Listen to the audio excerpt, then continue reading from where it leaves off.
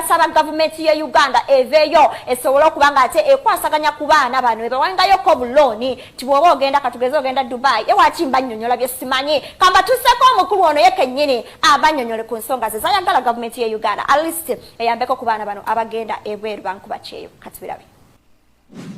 So government ya Uganda amagezi genjuwa ngabwe bajjayo zi program zikwatira ku bavubuka nti olwalero la bavubuka bangi nga avuga boda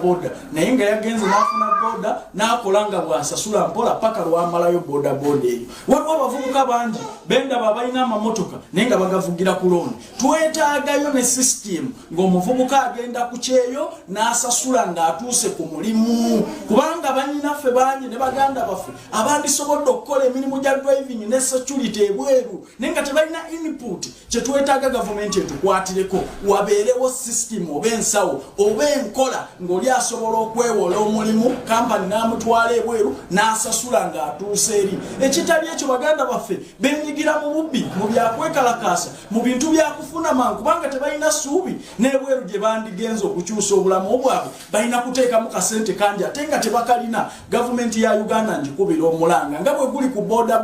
nti bazijjayo ne bazivuga ne basasula nga bazizzaayo ku mmotoka abavubuka gye bavuga Uber nti bazijjayo ne bazivuga ne basasula paka lwe bamalayo bwe kiba kibeera ne ku nkuba kyeyo omuntu agende mu kampani